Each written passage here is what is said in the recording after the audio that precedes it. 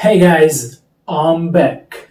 This is TechZact again, and in this video I'm going to make a short review about Samsung Note 10 Plus, which isn't a brand new phone, but I would like to make a review about it. So let's begin.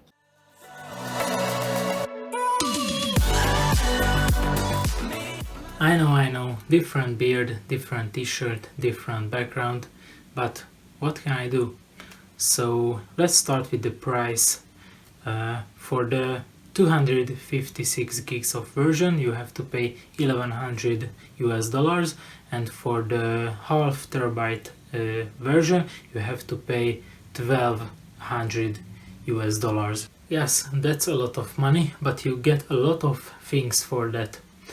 Except the 90 or 120 Hz display. Yeah, the display is 60 Hz, and I think like Samsung is making 90 Hz displays, and I don't know why they didn't put that one into this phone, because it's Samsung's most powerful phone and the flagship basically.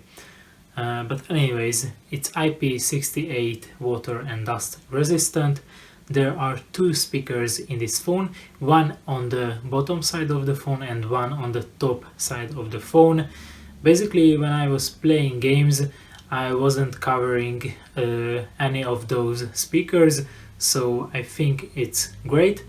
And basically the upper speaker, I had to figure it out how to cover it, so really good.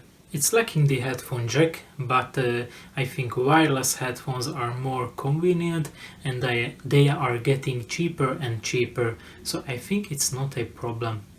There's also the S Pen, with which you can make notes, and you can transform them basically into actual text files, so you can search between those.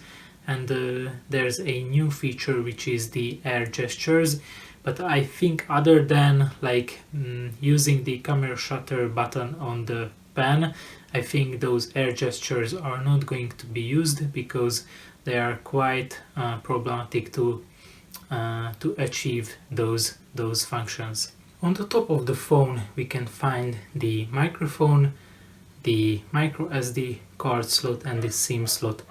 The Note 10 without the Plus, it doesn't have the micro SD card slot. The power button has been moved from the right side to the left side where the Bixby button was. Yeah, there's no Bixby button on this phone anymore.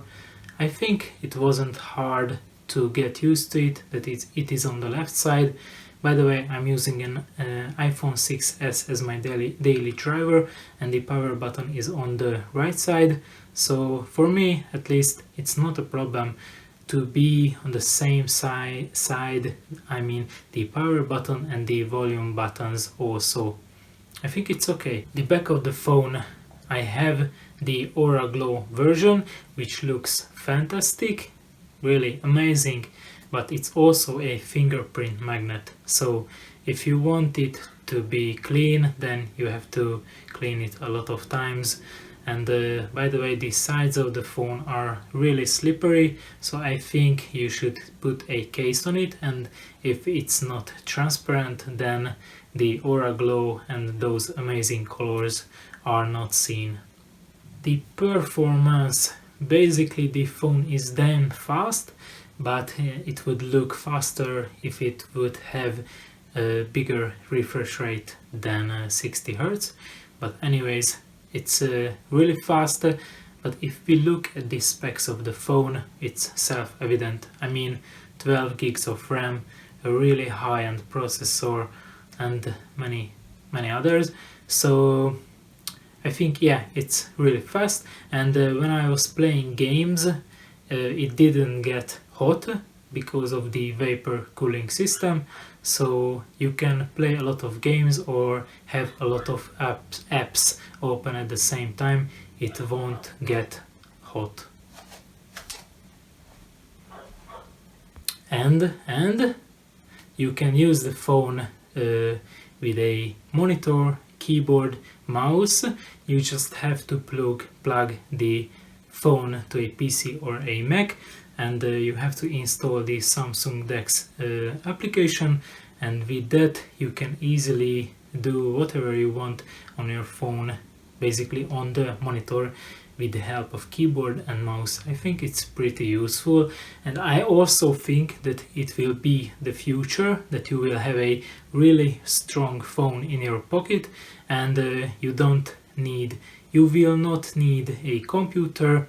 You just plug your phone into a, I don't know, some kind of device, and you will have a monitor, keyboard, mouse, and basically your phone is going to be the PC. So I think that's the future. The display is really great. I mean, the colors, the brightness, the resolution, everything is great except the refresh rate. There are 4 cameras on the back of the phone. The main camera lens, which is with optical image stabilization, the telephoto lens, which is also with optical image stabilization, the wide angle lens, there's no optical image stabilization, and the 4th camera is the depth sensor, which is for AR functions and 3D scanning. And let's take a look at some photos which I have taken with this phone.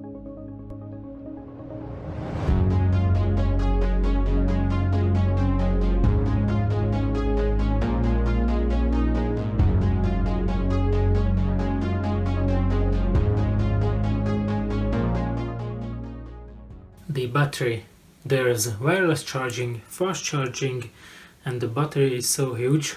Sorry, I don't know the exact number, but it will get you through one whole day with no problem. So I think it's a big plus. Yeah, so that's all about this phone.